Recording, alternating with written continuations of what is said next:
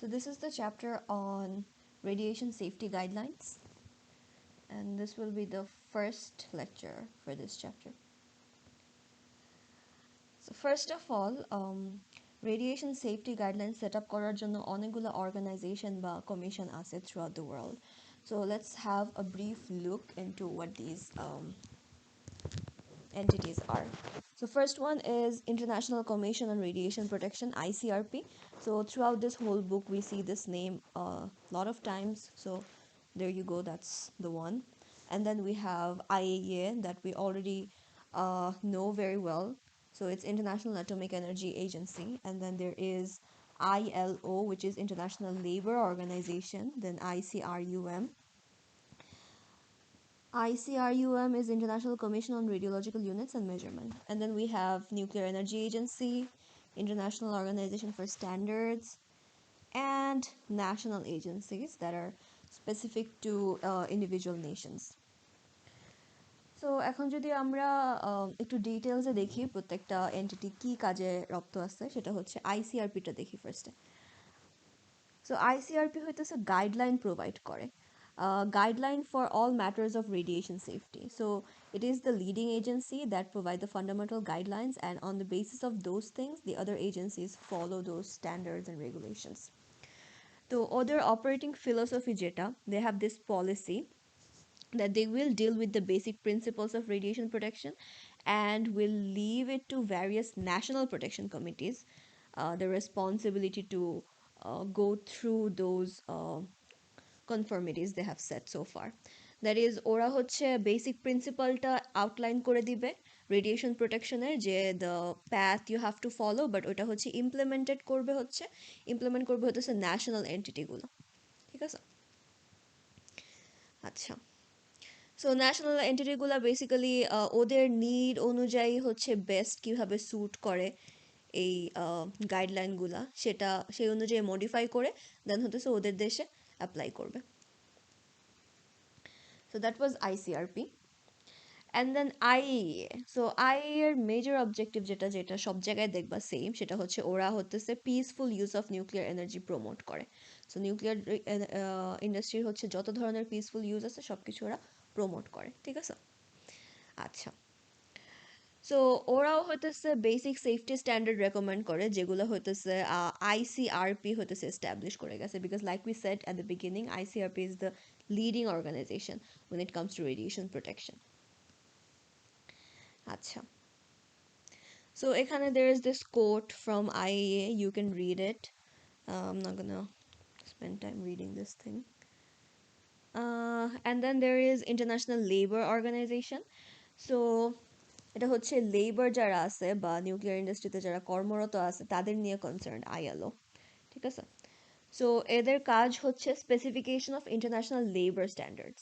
So যেসব লেবাররা হইতেছে radiation নিয়ে ডিল করে তাদের হচ্ছে কি কি ধরনের স্ট্যান্ডার্ড ওয়ার্কলোড বা কি ধরনের মেথডস ফলো করতে হবে সেটা নিয়ে হতেছে ইন্টারন্যাশনাল লেবার অর্গানাইজেশন ডিল করে, but it's they deal mostly with social problems of labours. Then we have ICRUM, International Commission on Radiological Units and Measurement.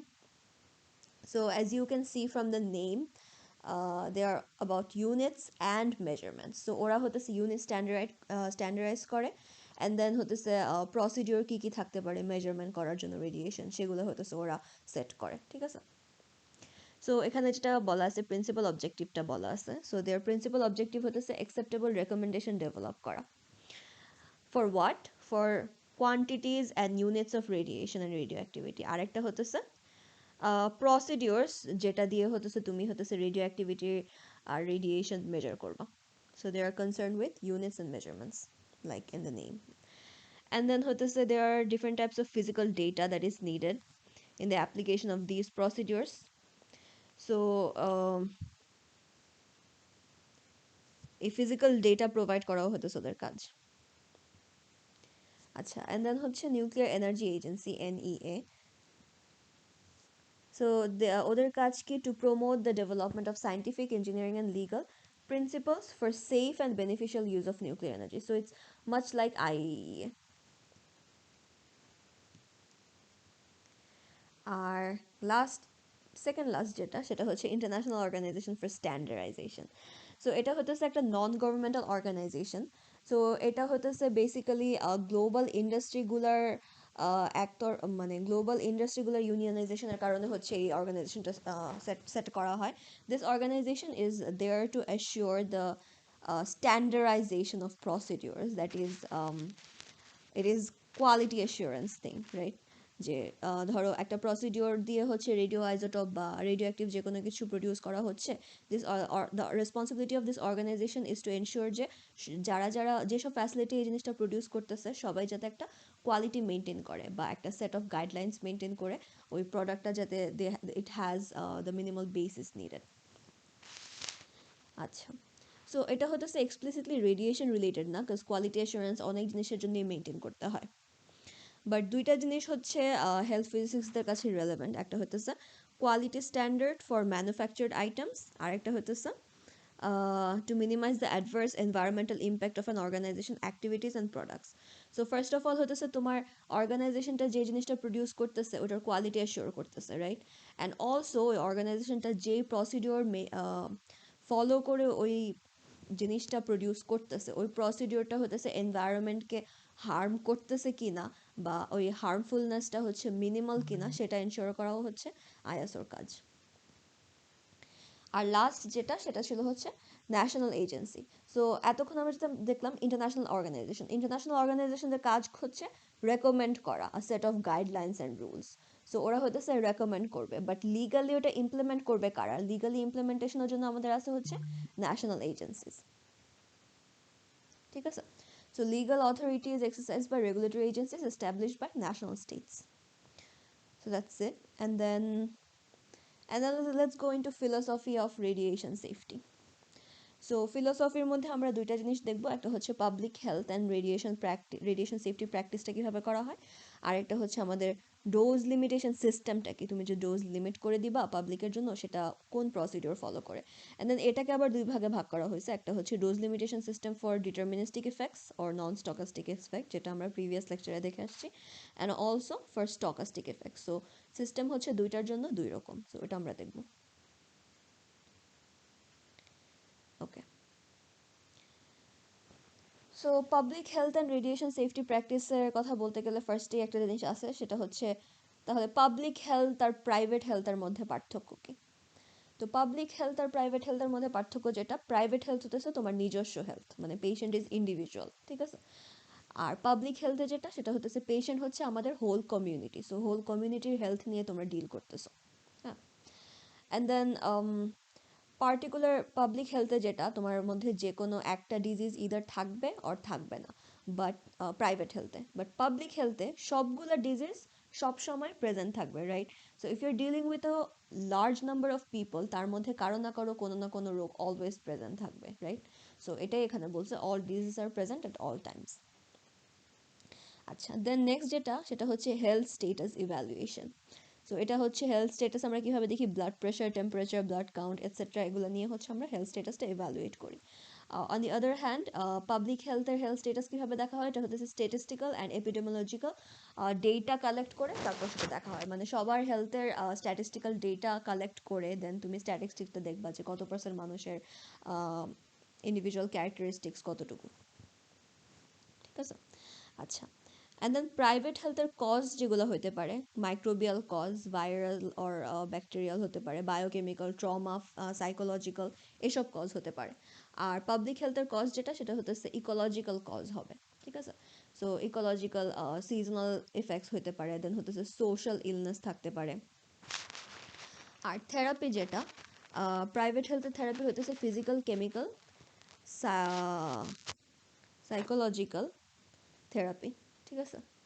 R public হেলথের থেরাপি হচ্ছে engineering, medical, socio political.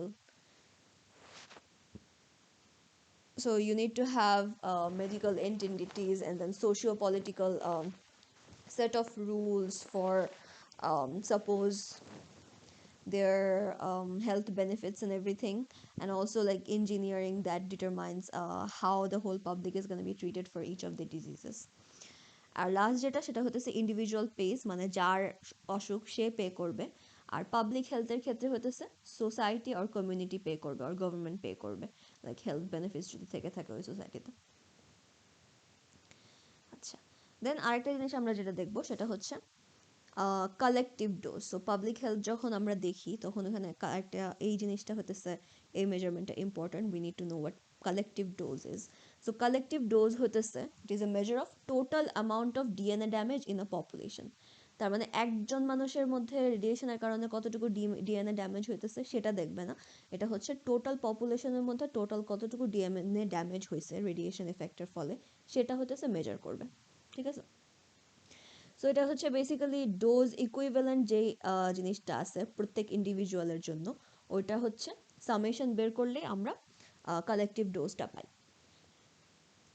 So collective ডোজের unit হচ্ছে person রেমস or person sieverts.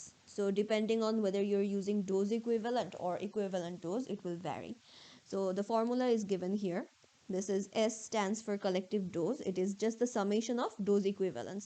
So NI is a number of people who receive this dose equivalent. So 500 জন যদি 100 RAM receive করে তাহলে 500কে 100 দিয়ে 100 RAM তো অনেক বেশি হয়ে যায়, ধরো 500 জন যদি 1 র্যাম রিসিভ করে তাহলে 500কে 1 দিয়ে গুণ করবা। দেন 600 জন যদি 2 র্যাম রিসিভ করে 600কে 2 দিয়ে গুণ করবা, তারপর দুইটা হচ্ছে যোগ করে দিবা। সো এরকম হচ্ছে যত গুলা র্যাম আছে and the number of people who have received it, ওই সবগুলো সামেশন করলে আমরা হচ্ছে টোটাল কালেকটিভ ডোজটা পেয়ে যাই। সো এখানে একটা এক্সাম্পল দেওয়া আছে, যেমন একটা পপুলেশন গ্রুপের মধ্যে হচ্ছে 800 জন 0.2 র্যাম রিসিভ করছে, 199 জন 0.6 র্যাম অ্যান্ড একজন হচ্ছে 2.6 র্যাম রিসিভ করছে। তাহলে এই সবগুলা পার্সন র্যাম যদি আমরা বের করি গুণ করে and then যোগ করে দিই, তাহলে we will get the collective dose which comes out to be 282 person REMs। ঠিক আছে, আচ্ছা, তো কালেকটিভ ডোজ ইউজ করে বেসিক্যালি কি করা হয়, ইট ইজ দ্য বেসিস, মানে collective dose is the essential factor যেটা হইতেছে আমাদের স্টকাস্টিক ইম্প্যাক্ট ক্যালকুলেট করতে লাগে। ঠিক আছে, সো একটা লার্জ গ্রুপ অফ পপুলেশন আর পিপলকে যদি তুমি একটা স্টকাস্টিক রেডিওলজিক্যাল ইম্প্যাক্ট করো, তাহলে হইতেছে সেটার ইফেক্ট ক্যালকুলেট করার জন্য we need collective dose. So collective ডোজটা হতেছে এই কনসেপ্টটা শুধুমাত্র তোমার ওয়ার্কআউট করবে if the population is very large or the sample is very large. আচ্ছা, এখন আমরা দেখব হচ্ছে সেকেন্ড পার্টটা, যেটা কিনা হচ্ছে ডোজ লিমিটেশন সিস্টেম। তো dose limitation system like I said before deterministic ইফেক্টের জন্য একরকম হবে আর হচ্ছে স্টকাস্টিক ইফেক্টের জন্য একরকম হবে। তো আমরা আগে দেখে আসছি যে ডিটারমিনিস্টিক ইফেক্টের জন্য there is a threshold dose, right? যেই ডোজটার নিচে তুমি কোনো অ্যামাউন্টের ডোজ পেলে there will be no effect on you or anyone else. So এটা হচ্ছে থ্রেশহোল্ড ডোজ আছে। So if we know the threshold dose, আমরা কিন্তু এই থ্রেশহোল্ড ডোজটাকে লিমিট বানিয়ে দিতে পারি, যেহেতু আমরা জানি যে অতটুকু ডোজ পেলে there will be no health effect. So ওই থ্রেশহোল্ড ডোজটাকে বেসিক্যালি ডোজ বানানো হয় না, থ্রেশহোল্ড ডোজটাকে আরও রিডিউস করা হয়। ঠিক আছে, তো it is reduced by an appropriate factor of safety. So threshold dose যদি থাকে এটা, তাহলে তোমার ডোজ লিমিটেশনটা ধরো এখানে এখানে আসবে। সো এতটুকু ডোজ ম্যাক্সিমাম হচ্ছে একজন পার্সন রিসিভ করতে পারবে, এরকম রুল বানায় দেওয়া হবে। সো ওই রুলটা বানায় we get the maximum allowable concentration for the substance. ঠিক আছে, যে কনসেন্ট্রেশনটা is allowed for a person to get expose to. Okay, then jeta, so that was that for deterministic effect. So that was very simple, right? কারণ হচ্ছে threshold dose এর নিচে dose receive করলে there will be no insult from the radiation to any biological substance. But stochastic ইফেক্টে যে প্রবলেমটা, আমরা একটা গ্রাফ দেখছিলাম যে এটা ছিল হচ্ছে নন স্টকাস্টিক, বাট স্টকাস্টিকটা এরকম ছিল। বেসিক্যালি দ্যাট সেড যে there is no threshold dose for stochastic effect, right? But then আমরা আরও কিছু আর্গুমেন্টস দেখছিলাম যে there is this group that says না, এখানে একটা থ্রেশহোল্ড লেভেল আছে, আরেকজন বলে যে না, there is no threshold level. So ওই জিনিসটাই এখানে ফার্স্টে বলা হয়েছে যে কিছু কিছু বায়োলজিস্ট এই জিনিসটা ফাইন্ড আউট করছে, the existence of intramolecular mechanism for repair of DNA damage. So এটা আমরা আগে ডিসকাস করছিলাম চ্যাপ্টার 7-এ, যে ডিএনএতে যে ড্যামেজটা হয় রেডিয়েশনের ফলে, ওইটা দেখা যায় বেশিরভাগ ক্ষেত্রেই it gets recovered or it is lost, it is not passed through mitosis or meiosis. ঠিক আছে, তো এটা একটা জিনিস যেটা দেখায় যে সব ডোজের থেকেই হতেছে আমরা স্টকাস্টিক এফেক্ট পাই এমনটা না। দেন আরেকটা যেটা জেনেটিসিস্ট যেটা অবজার্ভ করছে সেটা হচ্ছে ডোজ রেট ডিপেন্ডেন্স অফ রেডিওজেনিক মিউটেজেনেসিস। মানে হচ্ছে তোমার ডোজ রেট কতটুকু তার উপর ডিপেন্ড করতেছে কতটুকু মিউটেশন হবে। তার মানে হতেছে দেয়ার ইজ আ ডিপেন্ডেন্স। ঠিক আছে, সো এই অবজারভেশনগুলো যেটা ইমপ্লাই করে সেটা হতেছে দেয়ার might be an existence of a threshold dose for stochastic effects. মানে ওরা মিন করতেছে যে there might be or might not be as well, but এই এভিডেন্সগুলো দেখাচ্ছে দেয়ার মাইট বি। ঠিক আছে, বাট দেন আমাদের যে পাবলিক হেলথ পলিসি সেটা হতেছে বেস করা হচ্ছে যে জাস্ট বিকজ তুমি বলতেছো যে তোমার একটা থ্রেশোল্ড ডোজ আছে অ্যান্ড দেন তার নিচে যে রেডিয়েশনটা পাচ্ছে ওই ওই থ্রেশোল্ডের নিচে রেডিয়েশনের জন্য কোনো ইফেক্ট হইতেছে না, এটা তুমি দেখাইতে পারতেছো না বললে তো এমন না যে ইফেক্টটা নাই, right? So absence of proof does not mean that ওই থ্রেশোল্ডের নিচের ডোজে কোনো ইফেক্ট নাই। সো ওইটার উপর ভিত্তি করে হচ্ছে we make the public health policies. So based on that we have to assume যে the threshold dose for stochastic effect is a zero dose. ঠিক আছে, সো এটা জাস্ট একটা assumption যে just because you cannot show যে there is no effect for low doses doesn't mean that there is really no effect for low doses. So we will just assume that our threshold dose is zero for stochastic effects. So এজন্যই হচ্ছে dose response কার্ভগুলা যেটা for carcinogenesis and mutagenesis they are assume to be linear down to zero dose, মানে zero dose থেকে শুরু হবে, not from any threshold dose. ঠিক আছে, অ্যান্ড সেটার ইমপ্লিকেশন যেটা ছিল আমরা চ্যাপ্টার 7-এ পড়ে আসছি যে ডোজ ইনক্রিজ করলে there is the increase of probability of adverse effect. তো কতটুকু ইনক্রিজ করতেছে doesn't matter, there will always be an increase in probability. আচ্ছা, তো এর আগে আমরা দেখলাম নন স্টকাস্টিক ইফেক্টে যেটা there is a threshold dose for every substance. তো ওই থ্রেশহোল্ডের নিচের পার্টটুকে আমরা সেফ লিমিট বলতেছিলাম, রাইট? বাট স্টকাস্টিক ইফেক্টে যেটা প্রবলেম যে থ্রেশহোল্ড ডোজ তো বললো এখানে জিরো থ্রেশহোল্ড ধরে নেওয়া হয়, but then like if you experimentally find individual threshold dose from which fraction of population are affected, ওইটা ফাইন্ড করলে দেখা যায় যে there is a variation of threshold dose for different people, like in different individuals have different thresholds. কারো কারোর জন্য এটা zero হতে পারে, কারো কারোর জন্য আবার এটা অনেক বেশি হতে পারে। ঠিক আছে, হাইপার সেন্সিটিভ পিপল থাকতে পারে, আবার হতেছে ভেরি ইনসেন্সিটিভ পিপলও থাকতে পারে টু রেডিয়েশন। সো এটা হচ্ছে প্রবলেম স্টকাস্টিক ডোজের। যদি তুমি একটা থ্রেশহোল্ড ডোজ সেট করতেও চাও তাহলে দেখা যায় যে you can't do that because the threshold dose varies from person to person. ঠিক আছে, সো এই জন্যই হচ্ছে থ্রেশহোল্ড ডোজের কনসেপ্টটা হতেছে স্টকাস্টিক এফেক্টের জন্য অ্যাপ্লাই করা যাবে না।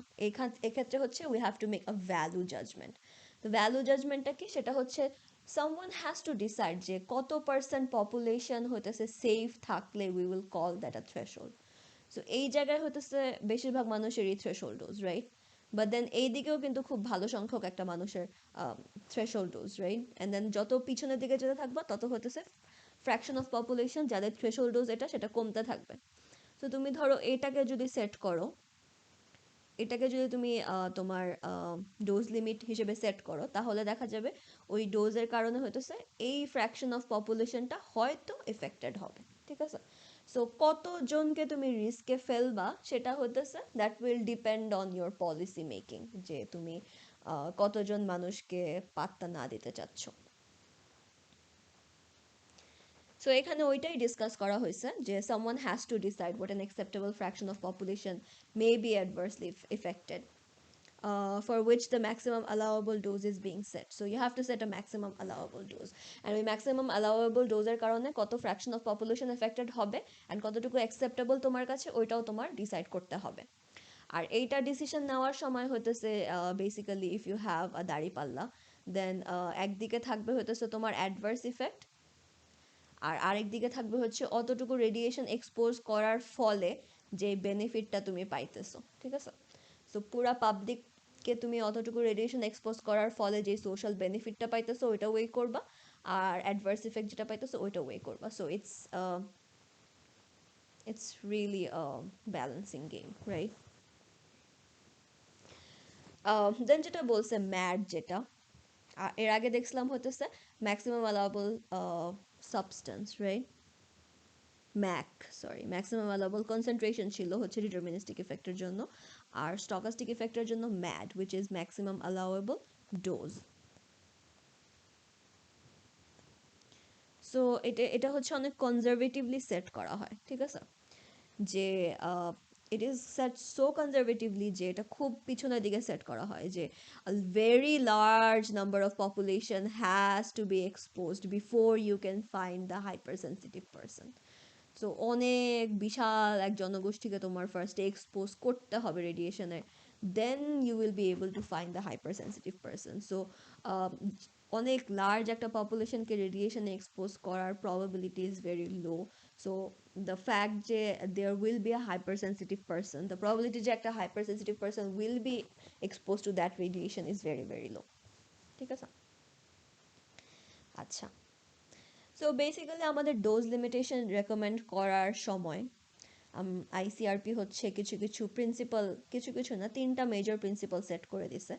সেগুলো হচ্ছে, এক নাম্বারটা হইতেছে জাস্টিফিকেশন, যে তুমি ডোজ কেন আমাদের লিমিট করা লাগতেছে এখানে, বিকজ ওয়ের সেইং যে আমরা হচ্ছে কিছু কিছু মানুষকে একটা ডোজ পর্যন্ত এক্সপোজ করব, যেটা আমাদের করতে হবে ফর সাম সার্টেন বেনিফিটস। সেই কারণে হচ্ছে আমরা ডোজটা লিমিটেশন সেট করছি, ম্যাক্সিমাম এতটুকু পর্যন্ত তুমি হয়তো এক্সপোজ করতে পারবা, because you need that person to be expose. So there should be a net positive benefit, যে তুমি যে ডোজ এই যে এখানে যেটা বলছে, no practice shall be adopted unless its introduction produces a net positive benefit, ঠিক আছে? So it is a societal decision যে is the benefit worth it. And দেন হচ্ছে অপটিমাইজ করতে হবে তোমাকে। অপটিমাইজেশন হইতেছে it is based on ALARA principle. ALARA কি সেটা হচ্ছে আমরা নেক্সট দেখবো। অ্যালারা মানে হচ্ছে as low as reasonably achievable. So এই জিনিসটা মনে রাখতে হবে, because you will face this again and again and again in nuclear engineering. So optimisation will be kept as low as reasonably achievable, মানে হচ্ছে তোমার যত কম সম্ভব ডোজে এক্সপোজ করে তোমার কাজটা আদায় করে নিতে হবে, ঠিক আছে? সো এখানেও হচ্ছে economic and social factors come into play. আর লাস্ট যেটা আমরা দেখলাম, ডোজ লিমিটেশন। ডোজ লিমিটেশন তোমার এনশিওর করতে হবে যে হতেছে ডোজ ইকুইভ্যালেন্ট, যেটা ডোজ ইকুইভ্যালেন্ট আমরা পড়ে আসছি চ্যাপ্টার 7-এ।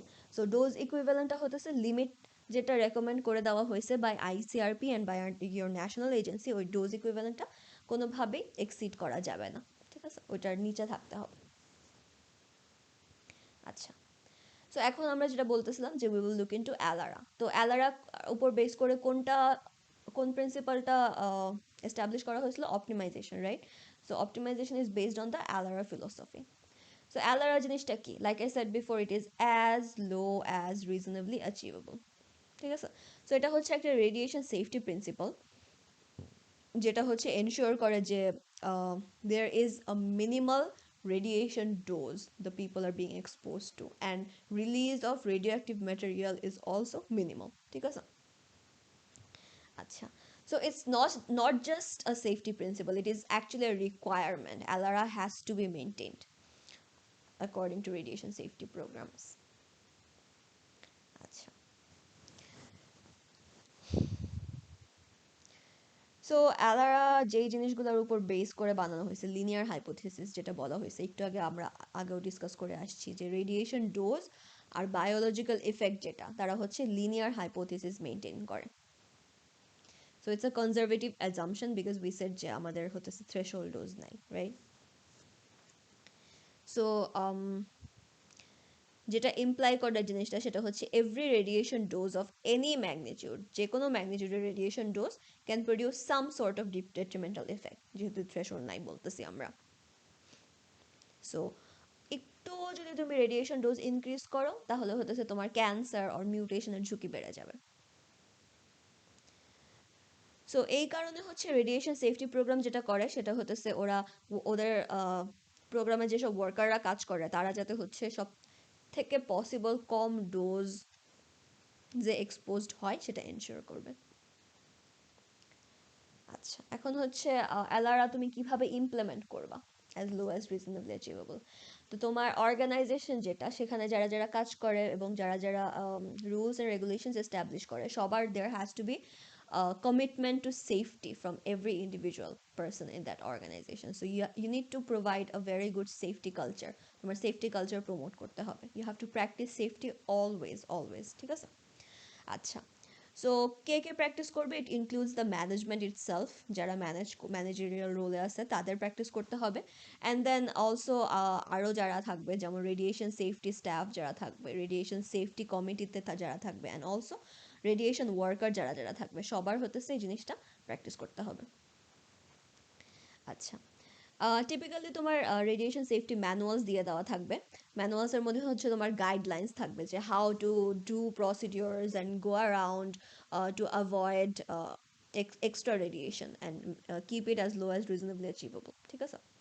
সো গাইডলাইন্স অ্যান্ড রিকোয়ারমেন্টসও দেওয়া লাগবে, how much must be maintain, right? So and then এই গাইডলাইন্স অ্যান্ড রিকোয়ারমেন্টস দেখে তোমার মেনটেন করতে হবে and adherence to legal dose limits, ঠিক আছে? তোমার সব রেডিয়েশন ওয়ার্কার যাতে ওই ডোজ লিমিটে অ্যাডহিয়ার করে, মানে অতটুকু মেনে চলে অলওয়েজ, এটা একটা। আরেকটা হচ্ছে যেটা এই ALARA principle can also serve as an alert, ঠিক আছে? যদি তোমার অ্যালারা প্রিন্সিপাল ব্রেক করা হয়, it can initiate a review of the work practices. So ওই ফ্যাসিলিটিতে হয়তো সেফটি কালচার অত ভালো না, so that's an alarming thing, right? So that works acts as an alert, যেটা হচ্ছে that calls for a review of how you run your facility. আচ্ছা, so ALARA হচ্ছে কিভাবে অ্যাচিভ করা হবে? সো এলআর অ্যাচিভ করার সময় you have to take in to social factors, technical, economical, practical and public policy considerations. So এইসব factor মাথায় রেখেই হচ্ছে এই প্রিন্সিপালটা এস্টাবলিশ করা হয়। আর এলআরআ হচ্ছে অ্যাচিভ করার জন্য দুইটা প্যাথওয়ে আছে, একটা হচ্ছে ইন্ডিভিজুয়াল রিলেটেড সিস্টেম আর একটা হচ্ছে সোর্স রিলেটেড সিস্টেম।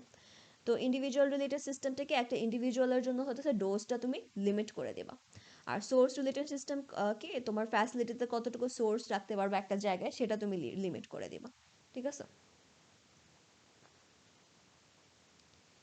আচ্ছা, সো এলআর হতেছে 6টা ফান্ডামেন্টাল প্রিন্সিপাল।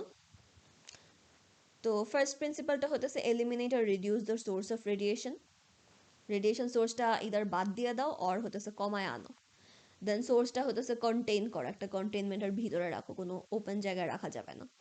দেন হতেছে ওই সোর্সের কাছাকাছি কতটুকু সময় কাটাচ্ছে তোমার ওয়ার্কাররা, সেই সময়টাকে মিনিমাইজ করে আনো। দেন হচ্ছে ওই সোর্স থেকে কত দূরে কাজ করা লাগতেছে তোমার ওয়ার্কারদের, ওই দূরত্বটা হতেছে ম্যাক্সিমাইজ করে আনো, যত দূরে কাজ করবে তত ভালো। দেন যখন কাজ করবে ওই সোর্সের আশেপাশে, তখন যাতে ওয়ার্কাররা রেডিয়েশন শিল্ডিং পরে, অলসো সোর্সের সামনেও যাতে রেডিয়েশন শিল্ডিং থাকে। আর হচ্ছে রিসোর্স অপটিমাইজ করতে হবে, সব কিছু হচ্ছে অপটিমালি চলতে হবে, যাতে অ্যাজ লো অ্যাজ মানে ডোজটা হতেছে অ্যাজ লো অ্যাজ পসিবল থাকে, ওয়ার্কাররা যে ডোজ খায় সেটা আর কি। তো এলিমিনেশন অর সোর্স রিডাকশন আমরা কিভাবে অ্যাচিভ করব? সো সোর্সটা যেটা অবভিয়াস, সোর্সটা রিমুভ করে দিবা, অ্যান্ড দেন হচ্ছে সোর্সের অ্যামাউন্ট কমায় আনবা, and then radioactive decay যাতে কম হয় সেটা এনশিওর করবা ওই টাইপের সোর্স চুজ করে। আচ্ছা, দেন হচ্ছে তোমার রেডিও সেকেন্ড যেটা ছিল সেটা হতেছে রেডিও অ্যাক্টিভিটি কন্টেইন করতে হবে, কন্ট্রোল অ্যান্ড কন্টেইনমেন্ট। সো এখানে দেখো, যদি কোনো রেডিও অ্যাক্টিভ ফ্লুইডের আশেপাশে কাজ করো, তাহলে ওই পাইপে যাতে কোনো ধরনের লিকেজ না থাকে সেটা তোমাকে এনশিওর করতে হবে, ঠিক আছে? ওয়ার্কাররা যাতে কোনো রেডিও অ্যাক্টিভ ফ্লুইড ক্যারি করতেছে এমন পাইপের আশেপাশেই না থাকে, সেটা তুমি এনশিওর করে দিতে পারো। অ্যান্ড অলওয়েজ হচ্ছে লিক ডিটেকশন সিস্টেম মনিটর করতে হবে। আচ্ছা, দেন যেটা, how would you contain and control radioactive sources? So একটা হইতেছে, এটা ছিল হতেছে সেকেন্ড প্রিন্সিপালটা, রাইট? সো সেকেন্ড প্রিন্সিপালটা কন্টিনিউ করতেছি আমরা।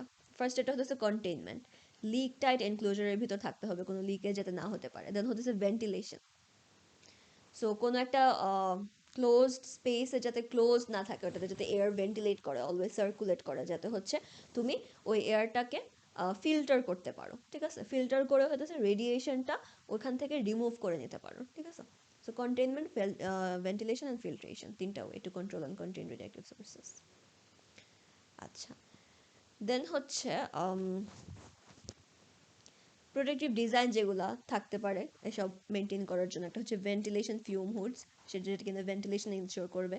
গ্লাভ বক্সেস হতেছে এয়ার টাইট কন্টেইনমেন্টস, ঠিক আছে, যেখানে হতেছে জাস্ট সামনে দুইটা ফুটা থাকে, পিছে দুইটা ফুটা থাকে, এগুলা দিয়ে হতেছে তুমি হাত ঢুকাইতে পারবা, অ্যান্ড এই কন্টেনারের মাঝখানে তোমার রেডিও অ্যাক্টিভ সাবস্টেন্স থাকবে। সো এই বাকি কন্টেনারটা পুরোপুরি air tight or leak. So এই গ্লাভ বক্স যেটা, মানে গ্লাভ ঢুকানোর ফুটাগুলা দিয়ে তুমি হাত ঢুকাবা, অ্যান্ড এই ফুটার মধ্যে হতেছে আবার গ্লাভ অ্যাটাচ থাকে। সো যখন তুমি হাত ঢুকাবা তখন জাস্ট হাতটাই ঢুকবে, আবার গ্লাভ থাকবে, সো হাতটাও অ্যাকচুয়ালি তোমার সংস্পর্শে যাচ্ছে না রেডিও অ্যাক্টিভিটির, and it is leak proof and air tight, so কোনো কিছু বের হয়ে আসতেছে না সেটাও এনশোর করবে। অ্যান্ড দেন এক্সস্ট সিস্টেম যেটা, সেটা হতেছে রেডিও অ্যাক্টিভ সাবস্টেন্সেস তোমার আনওয়ান্টেড জায়গায় এক্সস্ট করে বের করে দিবা বা অন্য কোনো জায়গায়। দেন হচ্ছে ওয়াটার ফিল্ট্রেশন সিস্টেম, ওয়াটার থেকে রেগুলারলি রেডিওঅ্যাক্টিভিটি রিমুভ করতে হবে। আরেকটা হচ্ছে যেটা ventilation clean up system. So ventilation সিস্টেমও হতেছে sometimes it may get clogged or anything, so তখন you need clean up systems to clean that ventilation up. আচ্ছা, এতটুকু গেল হচ্ছে আমাদের সেকেন্ড অ্যালার প্রিন্সিপাল। দেন যেটা সেটা হচ্ছে থার্ড অ্যালারা প্রিন্সিপাল। থার্ড অ্যালারা প্রিন্সিপাল হতেছে to reduce the time in the radiation field. So এটা যেই রুল ফলো করে সেটা হতেছে if U double the time, তাহলে হতেছে তোমার রেডিয়েশন ডোজও হচ্ছে ডাবল হয়ে যাবে, ঠিক আছে। So you need to work as fast as possible to reduce the time. So time reduce করার জন্য আমরা কি কি পন্থা অবলম্বন করতে পারি, এখানে পাঁচটার কথা বলা আছে। সেটা হচ্ছে তোমার যে ইকুইপমেন্ট দিয়ে কাজ করবা ওই ইকুইপমেন্টটা রিলায়েবল হতে হবে। So reliability is important. Why? Because যখন তখন যাতে ইকুইপমেন্টটা কাজ করা বন্ধ না করে দেয়, কাজ করা বন্ধ করে দিলেই হচ্ছে তোমার ইকুইপমেন্ট মেনটেন করতে হবে, মেনটেন্যান্সের জন্য মানুষ পাঠাতে হবে যারা কিনা আরও রেডিয়েশন এক্সপোজ হবে। So when you are putting an equipment there you have to ensure that the equipment is reliable. আচ্ছা, দেন হচ্ছে adequate clearance for maintenance and inspection equipment. Nevertheless এখানে হতেছে তুমি মেনটেন্যান্স রিডিউস করছো, রাইট? ধরো কম সময়ে হতেছে মেনটেন্যান্স করতে পারবা যদি ইকুইপমেন্টটা রিলায়েবল হয়, বাট নেভারদলেস তোমার ইকুইপমেন্ট অলওয়েজ হতেছে মেনটেন করতে হবে অ্যান্ড ইন্সপেক্ট করতে হবে। সো রেগুলারলি তোমার ইকুইপমেন্টটা দ্রুত তুমি মেনটেন্যান্সও কাজ করবা অ্যান্ড দেন ইন্সপেক্টও করবা যে ইকুইপমেন্টটা ঠিক আছে কিনা। আচ্ছা, দেন আচ্ছা, দেন হচ্ছে use special tools two speed maintenance and access, যেটা বললাম যে তোমার মেনটেন্যান্স অ্যান্ড ইন্সপেকশন তো করতেই হবে। So you can use special tools to fast make those procedures fast, right?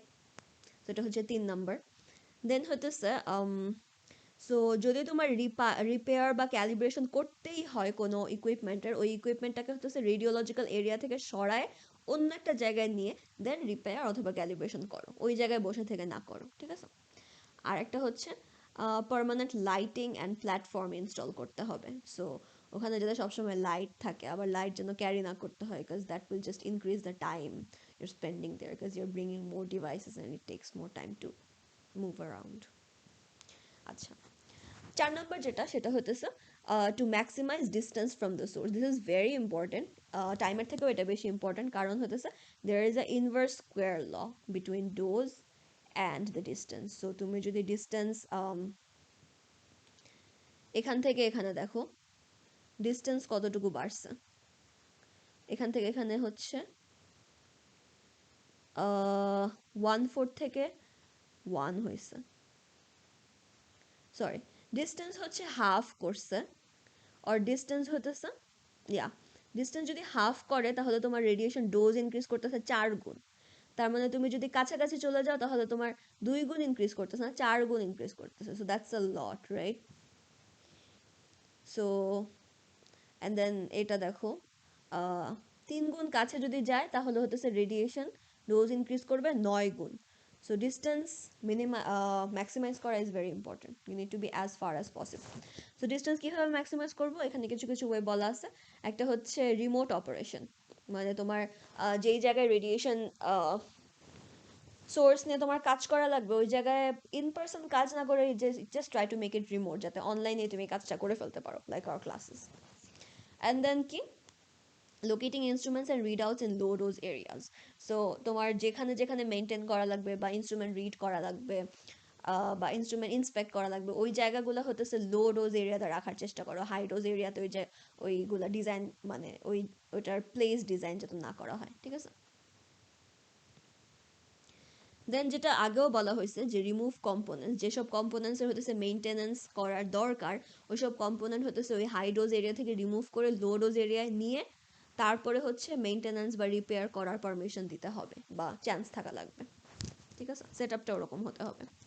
আর যেটা হচ্ছে remote handling tools for repair maintenance and operation, that is তোমার একদম রেডিয়েশন সোর্সের কাছে যে রিপেয়ার অ্যান্ড মেইনটেনেন্স না করে তুমি হচ্ছে সাপোজ অটোনোমাস টুলস বানায় নিলা বা একটা রোবট বানায় নিলা যারা কিনা হচ্ছে রিপেয়ার মেইনটেনেন্স অ্যান্ড অপারেশনের কাজে আসতে পারবে।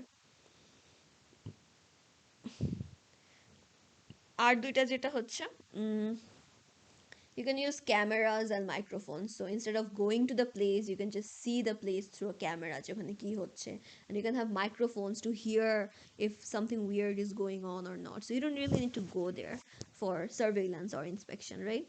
So you can make the setup like that. আরেকটা হচ্ছে equipment should be laid out so as to maximize the distance between worker and radiation source.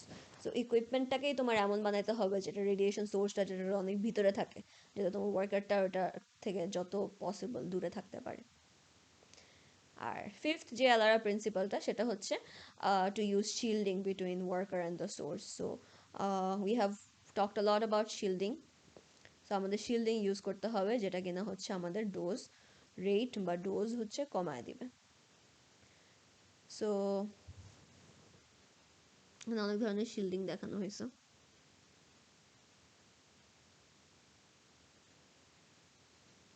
So যেটা দেখানো হয়েছে যে হাফ ভ্যালু লেয়ার এর কাজ কি, সেটা হচ্ছে ডোজটা হচ্ছে হাফ করে দিবে, হ্যাঁ।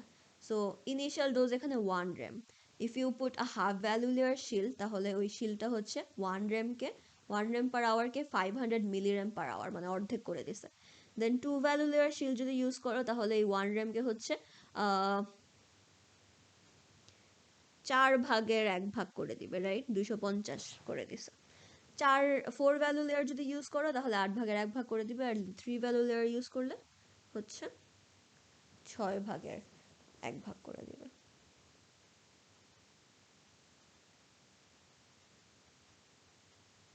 আচ্ছা, লাস্ট যেটা অপটিমাইজ করতে হবে। সো তোমার এই সবগুলা জিনিস হতেছে কস্ট বেনিফিট অ্যানালাইজ করে you have to do an optimization analysis যে কতটুকু, because if you are following all the Alara principle it's gonna cost you a lot যদি অনেক high tech state of the art একটা ফ্যাসিলিটি বানাতে চাও। So ওই জিনিসটাকেও কস্ট ইফেক্টিভ রেখে you have to optimize to the point, যে পয়েন্টের পর তুমি আরও টাকা খরচ করলেও অ্যাকচুয়ালি খুব একটা বেনিফিট পাচ্ছ না। So you need to stop spending useless money. আচ্ছা, দেন হচ্ছে আমরা কয়েকটা প্র্যাকটিক্যাল এক্সাম্পল দেখবো এলআর, সেটা হচ্ছে before working with the radiation source, then during your work, and then after your work. So before working you need to ensure যে only the amount of radioactive material necessary অতটুকুই যাতে তোমার আনা হয় to perform the experiments, not any more not any less, just the exact amount, ঠিক আছে। and then ওই অ্যামাউন্টটা আনার আগে you should try to do the experiment yourself without the radiation source so that you become more efficient and can do it as quickly as possible. আর হচ্ছে you have to keep protective clothing around you and you have to wear it actually before the source is there, so it's like laboratory coats, gloves, protective glasses and goggles এগুলো পরতে হবে। দেন হচ্ছে open to towed shoes পরা যাবে না, যেসব শুতে হতেছে তোমার পায়ের আঙ্গুল এক্সপোজ থাকে ওই ধরনের শু পরা যাবে না, ক্লোজড শু পরতে হবে।